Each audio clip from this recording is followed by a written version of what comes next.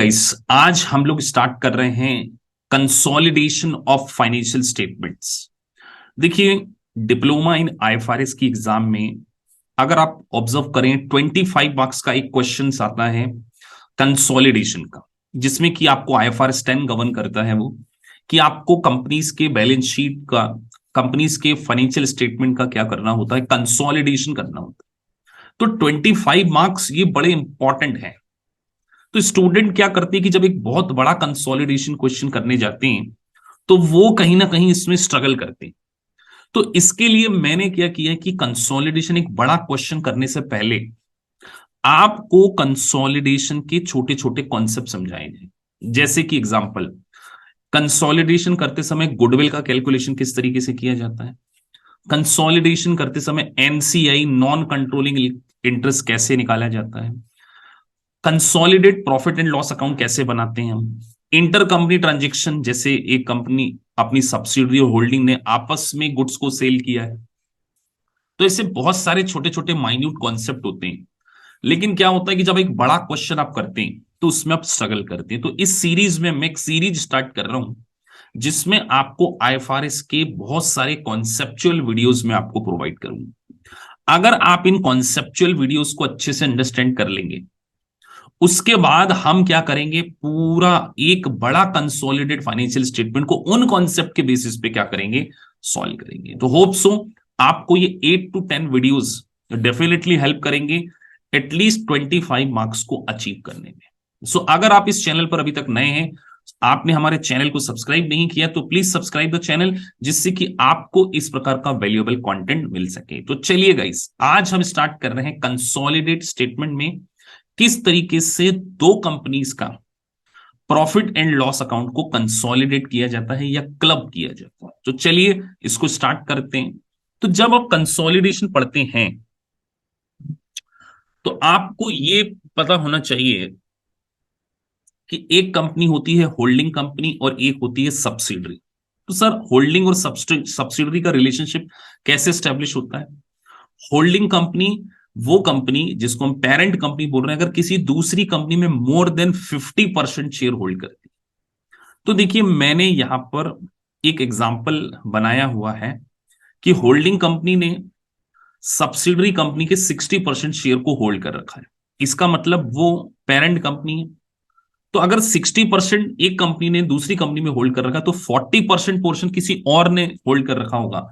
तो उसको हम बोलते हैं नॉन कंट्रोलिंग इंटरेस्ट या एनसीआई, या कई लोग इसको माइनॉरिटी इंटरेस्ट के नाम से भी जानते हैं। सर, माइनॉरिटी इंटरेस्ट क्यों?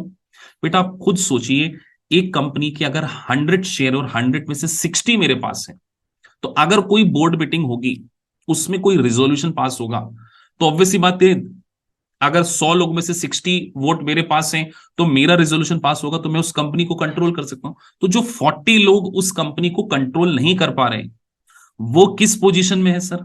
वो नॉन कंट्रोलिंग इंटरेस्ट में है। तो आपको यह ध्यान रखना है कि जब आप प्रॉफिट एंड लॉस अकाउंट का कंसोलिडेशन करेंगे तो आपको हर आइटम को टोटल क्लब करना हो। अब मैं आपको है ना एक एक्सेल पे एक प्रॉपर पूरा question profit and loss account के कंसोलिडेशन का समझाऊं कि किस तरीके से प्रॉफिट एंड लॉस अकाउंट का कंसोलिडेशन होता है जब होल्डिंग ने सब्सिडरी में 100% शेयर होल्डिंग कर रखे, लेस देन 100% शेयर होल्ड कर रखे, तो किस तरीके से हम कंसोलिडेशन करते हैं। चलिए इसको हम क्या करते हैं, डिटेल में समझते हैं। चलिए, सो आपके नॉलेज के लिए, अंडरस्टैंडिंग के पॉइंट ऑफ व्यू से, मैंने एक छोटा सा क्वेश्चन बना रहा हूं मैं, जिससे कि आपको consolidate profit and loss account समझ में है। जैसे देखिए, इस क्वेश्चन में P company acquired 75% of ordinary share of S company on that company's incorporation in 2003.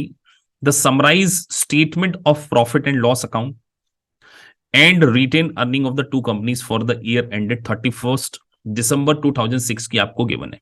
तो आपको देखिए यहां पे साफ देखने को मिल रहा होगा कि P कंपनी ने S कंपनी के 75% शेयर होल्ड कर रखे हैं। इसका मतलब P कंपनी जो है वो एस कंपनी के लिए क्या है, पेरेंट कंपनी है, और एस कंपनी सब्सिडरी, और यहां पे माइनॉरिटी का इंटरेस्ट कितना है, या जिसको हम एनसीआई बोलते हैं, वो 25%। तो हम क्या करेंगे, यहां पर consolidate profit and loss account बनाएंगे।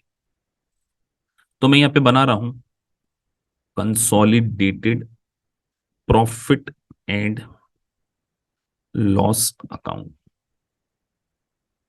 तो सबसे पहले एक बात देखिए कि यहां पर दोनों कंपनी की आपको सेल्स गिवन है, तो आप क्या करेंगे, दोनों कंपनी का कंसोलिडेशन बनाना है, तो आप दोनों कंपनी की सेल्स को यहां पे प्लस करके लिख देंगे। तो देखिए मैंने यहां पे 75,000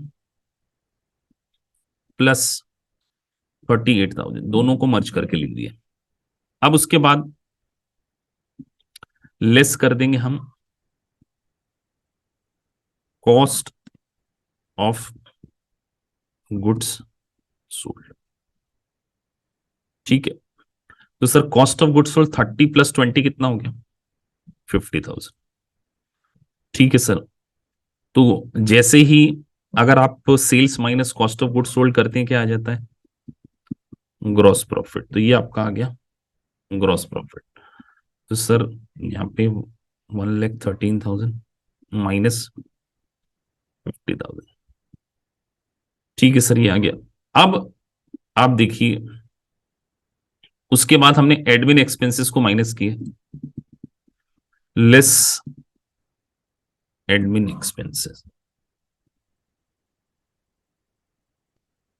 तो यहां पे सर एडमिन एक्सपेंसेस कितने दिए हैं, एडमिन एक्सपेंसेस आपके 14 प्लस 8 ये हो गया आपके 22। इसको भी आप क्या कर देंगे, माइनस कर देंगे, तो जो आएगा आपका प्रॉफिट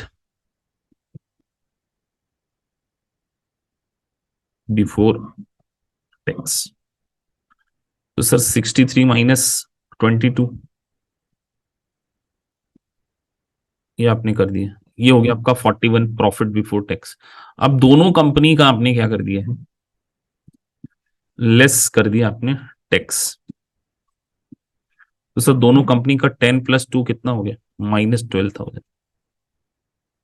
तो यहां पर अगर हम देखें तो टोटल प्रॉफिट कितना हो गया, तो सर टोटल प्रॉफिट आपका हो गया 41 माइनस 12 था। बस यहां पर जैसे ही 29 का प्रॉफिट आया है, अब आपको यह ध्यान रखना है कि जो सब्सिडरी का टोटल सब्सिडरी का प्रॉफिट कितना था। सर सब्सिडरी का प्रॉफिट अगर आप यहां देखें तो 8,000 था, यस 8,000 था। इस सब्सिडरी के 8,000 के प्रॉफिट में से एनसीआई को कितना पोर्शन जाएगा, एनसीआई नॉन कंट्रोलिंग इंटरेस्ट को। सर नॉन कंट्रोलिंग इंटरेस्ट को जो पोर्शन दिया जाएगा वो हम देंगे 8,000 का 25%। तो 25% 25% कितना होता है, यहां निकाली 8,000 इंटू 25/100, 2,000। तो इसका मतलब इस 29 में से सोचिए, ये तो ग्रुप का प्रॉफिट है, होल्डिंग का प्रॉफिट प्लस सब्सिडरी का प्रॉफिट 20, यहां पे देखिए लिखा हुआ 21 प्लस 8। लेकिन क्योंकि इस सब्सिडरी में पेरेंट के अलावा 25% नॉन कंट्रोलिंग इंटरेस्ट था, तो इसका मतलब 8,000 का 25%, ये जो 2,000 है ये किसको मिल जाएगा, एनसीआई को। और बाकी जो रिमेनिंग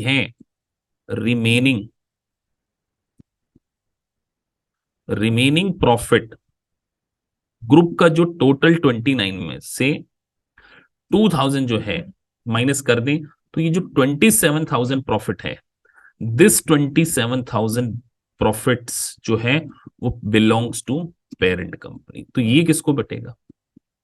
तो इस पर्टिकुलर कॉन्सेप्ट में आपने एक बात ऑब्जर्व की होगी कि हमने केवल सब्सिडरी के पोर्शन में से एनसीआई को पोर्शन दिया, सर होल्डिंग के पोर्शन में से क्यों नहीं दिया। बेटा होल्डिंग कंपनी में तो वो आउटसाइडर होल्ड ही नहीं कर रहे थे ना, सब्सिडरी में ही उनके पास 25% शेयर थे ना। तो प्रॉफिट को क्लब करना पड़ेगा आपको, और सब्सिडरी का अलोन जो प्रॉफिट है उसमें से एनसीआई के पोर्शन को माइनस करने के बाद जब आप कंसोलिडेट बैलेंस शीट बनाएंगे उसके अंदर एनसीआई में 2,000 आएगा। मतलब ये ध्यान रखिए कि जब आप कंसोलिडेटेड प्रॉफिट बनाएंगे तो कंसोलिडेटेड बैलेंस शीट, तो पेरेंट कंपनी अपना जो प्रॉफिट दिखाएगी वो कितना दिखाएगी, 227,000 दिखाएगी, और जो एनसीआई है, नॉन कंट्रोलिंग इंटरेस्ट, वो कितना दिखाएंगे, 2,000। ऐसे मिलाकर आपका 29,000 बैलेंस शीट में आपको क्या करना पड़ेगा, दिखाना पड़ेगा। ये किस में दिखाएंगे सर हम, कंसोलिडेटेड बैलेंस शीट में भी तो रिटेन अर्निंग के अंदर ये सारी चीजें आती होंगी। तो देखिए, छोटे छोटे कॉन्सेप्ट को मैं आपके क्लियर करते चलूंगा। ऐसे कम से कम 15 से 20 वीडियोस इस चैनल पर भी हम शेयर करेंगे, जिसमें हम अलग अलग कॉन्सेप्ट की हेडिंग देंगे। उन सारी कॉन्सेप्ट को पढ़ने के बाद डेफिनेटली आपसे कंसोलिडेटेड फाइनेंशियल स्टेटमेंट बन जाएगा। तो ये एक छोटा सा वीडियो था जिसमें किस तरीके से सिंप्लीफाई तरीके से आप दो कंपनी के प्रॉफिट एंड लॉस अकाउंट को क्या कर सकते हैं, कंसोलिडेट कर सकते हैं। तो होप सो आपको वीडियो पसंद आया। If you really like the video, please like and subscribe the channel, जिससे कि आपको आने वाले समय में कंसोलिडेशन के बेसिक कॉन्सेप्ट की पूरी सीरीज भी क्या है, मिल सके। सो चलिए मिलते हैं आपसे नए वीडियो में।